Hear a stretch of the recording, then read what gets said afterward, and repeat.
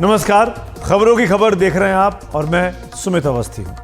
अभी आपने जो तस्वीरें देखी वो किसी बैंक के स्ट्रांग रूम की नहीं बल्कि कांग्रेस सांसद के घर की है। जी हां, कांग्रेस के राज्यसभा सांसद धीरज साहू से जुड़े ठिकानों पर इनकम टैक्स के छापे पड़ रहे हैं। अब तक 210 करोड़ रुपए से ज्यादा बरामद हो चुके हैं और गिनती अब भी जारी है। नोट इतनी बड़ी तादाद में है कि गिनने के लिए मंगाई गई मशीनों भी खराब हो गई। 157 बैग में रुपए भरकर ट्रक से बैंक पहुंचाए गए। जब वे भी काफी नहीं पड़े तो बोरों में भी नोटों को भरा गया। ओडिशा से मिल रही रिपोर्ट्स के मुताबिक नोटों की गिनती में 2 दिन और लग सकते हैं। इसके चलते जब्त हुआ कैश और भी बढ़ सकता है और यह सारी रकम ओडिशा के बुलंगीर जिले के पास स्थित सतपुड़ा ऑफिस में मिली है। इतनी बड़ी रकम की सुरक्षा के लिए अतिरिक्त सुरक्षा कर्मियों को भी तैनात किया गया है। आप ये जानना चाहेंगे कि छापे कहां कहां पड़े। इनकम टैक्स की कार्रवाई बीते 48 घंटों के करीब से चल रही है। हमारे पास जो जानकारी है उसके मुताबिक ओडिशा के बुलंगीर, रायगढ़ और संबलपुर में छापे पड़े हैं। पश्चिम बंगाल में कोलकाता में छापे पड़े तो झारखंड में रांची और लोहारदगा में, यानी 3 राज्यों में ये इनकम टैक्स की कार्रवाई एक साथ की गई है। अब आप ये भी जानना चाहेंगे कि आखिरकार ये कांग्रेस के नेता हैं कौन, क्योंकि अमूमन इनको आप टीवी पे कम ही देखते हैं। कांग्रेस के सांसद हैं धीरज प्रसाद साहू। 1 या 2 नहीं, तीसरी बार राज्यसभा चुनकर पहुंचे। चतरा सीट से 2 बार लोकसभा का चुनाव भी लड़ चुके हैं। संसद की कई समितियों के सदस्य भी हैं। बलदेव साहू एंड ग्रुप से जुड़े हुए हैं। बलदेव साहू एंड ग्रुप में उनके साथ उनके परिवार के कई सदस्य भी हैं। ऐसा लगता है कि यह पूरा का पूरा ग्रुप जो है इसी परिवार और परिवार के करीबियों के द्वारा बनाया गया और उनके द्वारा चलाया जा रहा एक व्यापारिक घराना है। शपथ पत्र के मुताबिक जो उन्होंने संसद में दिया, 34 करोड़ की संपत्ति थी धीरज साहू की। खुद पर 2 करोड़ 36 लाख का कर्ज भी इन्होंने उस वक्त घोषित किया था। ओडिशा से झारखंड तक ताबड़तोड़ छापे पड़े हैं और छापे चलते ही जा रहे हैं। 1 या 2 नहीं, कई जगहों पर छापे पड़े हैं। धीरज साहू के रिश्तेदारों के नामों पर ओडिशा में शराब कारोबार है। 40 साल पहले ओडिशा में देसी शराब बनानी शुरू की गई थी। मूल रूप से लोहारदगा की है Baldev Sahu and group of companies. बौद्ध डिस्टिलरी प्राइवेट लिमिटेड के दफ्तर से भी कैश मिला है। और ये जो बौद्ध डिस्टिलरी प्राइवेट लिमिटेड है, ये एक साझेदारी की फर्म है, पार्टनरशिप की फर्म है। इसमें Baldev Sahu group, quality bottlers private limited भी शामिल है। इनकम टैक्स ने कंपनी के कई खातों को फ्रीज किया है। जांच में ऐसा बताया जा रहा है, इतनी बड़ी संख्या में कैश मिलने के बाद कि इसमें पक्का कुछ मनी ट्रेल का पता लगाने के लिए, हवाला का पता लगाने के लिए ईडी की एंट्री भी हो सकती है कि कहीं मनी लॉन्ड्रिंग तो नहीं हो रही थी। इसीलिए ईडी की एंट्री की बात भी की जा रही है। और ज्यादा जानकारी के साथ आपको ले चलता हूं मेरे सहयोगी मुकेश सिंह सेंगर के पास, जो बता रहे हैं कि आखिरकार इस छापेमारी की वजह क्या थी और अब आगे क्या होने वाला है। बीते बुधवार से इनकम टैक्स डिपार्टमेंट की टीमें पश्चिम बंगाल, झारखंड और उड़ीसा में कांग्रेस से राज्यसभा सांसद धीरज साहू के ठिकानों पर छापेमारी कर रही हैं। छापेमारी के दौरान झारखंड में उनकी कंपनी बीड़ डिस्टिलरी से करीब 200 करोड़ रुपए बरामद हुए हैं।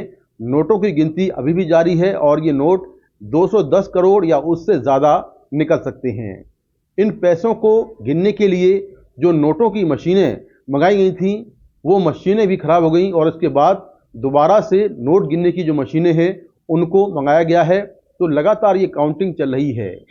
जो धीरज साहू हैं वो शराब के काफ़ी बड़े कारोबारी हैं। उड़ीसा में उनका देशी शराब का काफ़ी बड़ा कारोबार है। तो आखिर ये पैसा क्या कारोबार का है या फिर ये ब्लैक मनी है, इसको लेकर जांच चल रही है।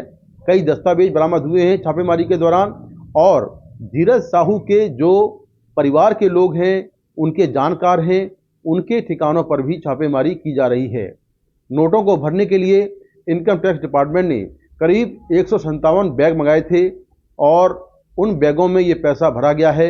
ये 100 और 500 के नोट हैं जो कि एक अलमारी या अलग अलग अलमारियों में वहाँ पर ये पैसा रखा हुआ था। जो धीरज साहू हैं और उनके जो परिवार के लोग हैं, उनसे इनकम टैक्स डिपार्टमेंट की टीमें पूछताछ भी कर रही हैं कि आखिर ये पैसे का सोर्स क्या है, क्योंकि इतने बड़े पैमाने पर कैश रखना इलीगल है।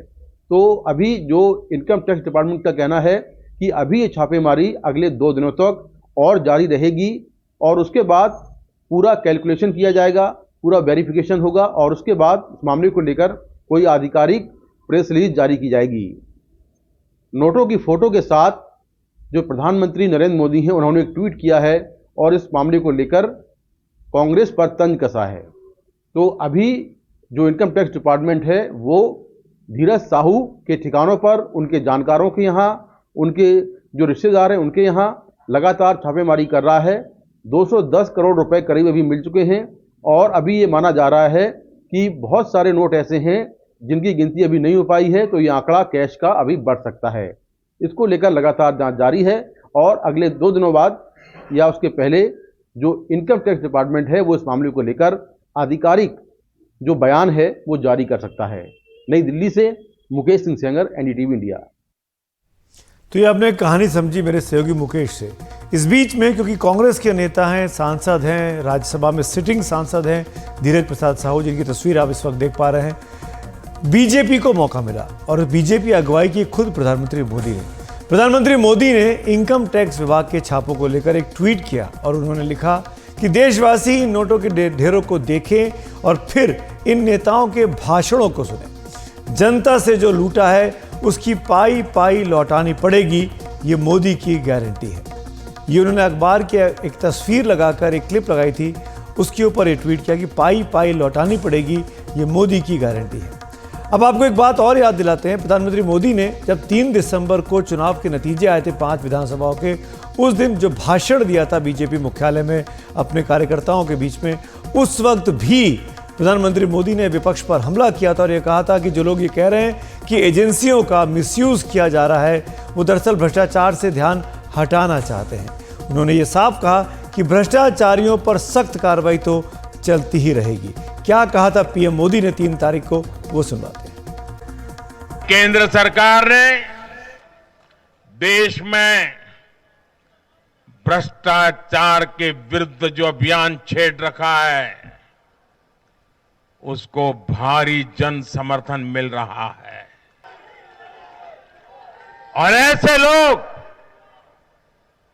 जो भांति भांति के तर्कों से भ्रष्टाचारियों को कवच देते हैं, कवर अप करने की कोशिश करते हैं, ऐसे लोग जो भ्रष्टाचार पर कड़ा प्रहार करने वाली जांच एजेंसियों को बदनाम करने में दिन रात जुटे हुए हैं,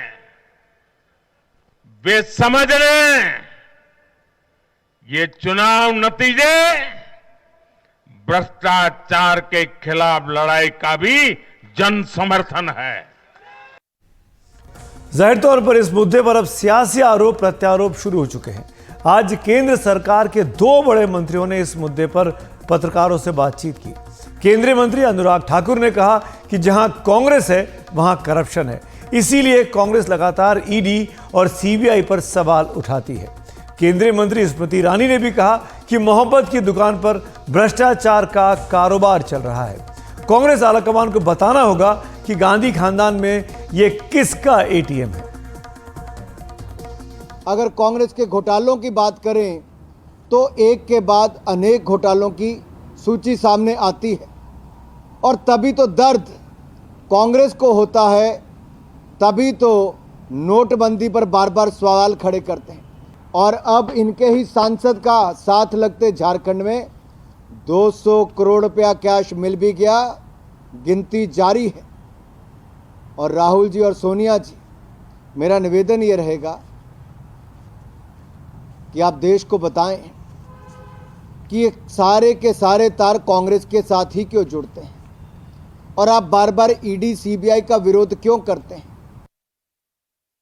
मोहब्बत की दुकान पर करप्शन का कारोबार चल रहा है। कांग्रेस के आला कमान को, गांधी खानदान को, देश को ये बतलाना होगा कि उनके एक सांसद के 10 ठिकानों से 200 करोड़ रुपए जो बरामद हुए और काउंटिंग अभी जारी है, ये कांग्रेस का नेता गांधी खानदान में किसका एटीएम था। अब तक कांग्रेस पार्टी ने चुप्पी साध रखी है। ये भी सुनने में आया अखबारों से कि पैसा इतना पड़ा था लूट का कांग्रेस के इस नेता के घर में कि काउंटिंग की मशीनें तक टूट गईं। जैसे कि मैंने कहा, मोहब्बत की दुकान पर करप्शन का जो कारोबार चल रहा है, ये कौन है जिसका एटीएम बनकर कांग्रेस का ये नेता उभरा है?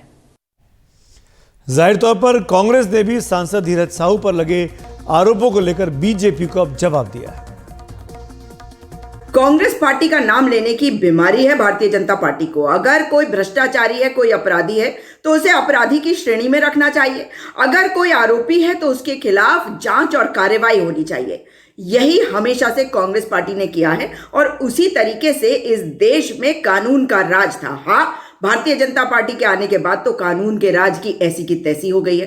अब अगर देखें आप कि धीरज प्रसाद साहू राज्यसभा सांसद है कांग्रेस से, लेकिन साथ ही एक व्यवसायी भी है। उनके पिताजी जिस कंपनी को चलाते थे, पिछले 40 सालों से उस कंपनी को चलाया जा रहा है, और अगर कहीं कुछ गलत किया है तो कांग्रेस का नाम घसीटने का कोई मतलब नहीं बनता। भारतीय जनता पार्टी तो ये बताए कि मोदी जी की कौन सी गारंटी है? गारंटी है कि भस है, भ्रष्टाचारी है तो भस है, भाजपा में आ जाओ, क्योंकि यहीं पे तुम्हारी सही जगह है।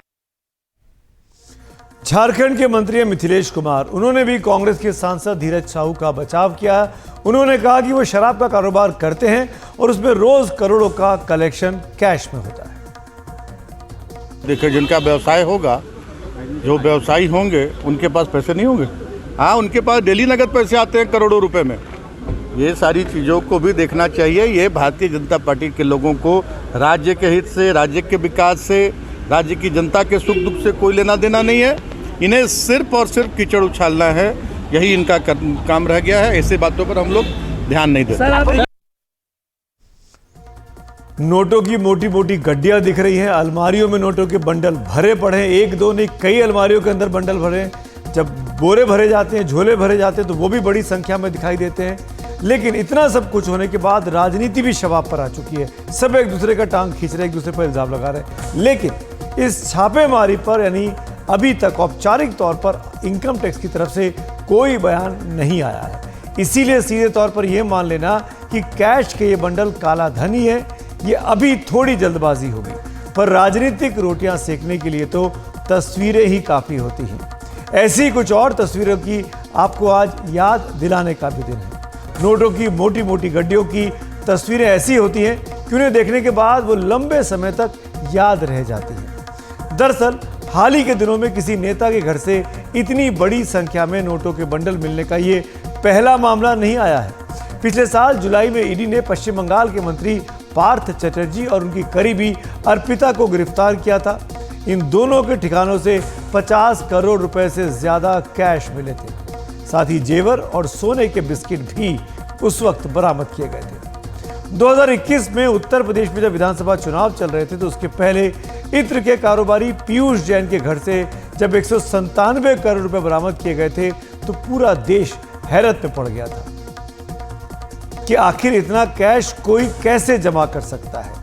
इतनी बड़ी रकम को गिनने में अफसरों को 5 दिन लग गए थे। कानपुर के कैशकान की गूंज तब के चुनावों में हर ओर सुनाई दी थी और बीजेपी ने पीयूष जैन को समाजवादी पार्टी का करीबी भी बताया था। तो 3 तस्वीरें हाल के दिनों की जहां पर नोटों की मोटी मोटी गड्डियां देखी गई, दिखाई गई और जमकर राजनीति की गई। ये वो पैसा है जो सरकारी खजाने में होना चाहिए, बैंकों में होना चाहिए, देश हित में काम में आना चाहिए। पर ये कैसे कैश लोगों के, खासकर नेताओं के घरों से मिला।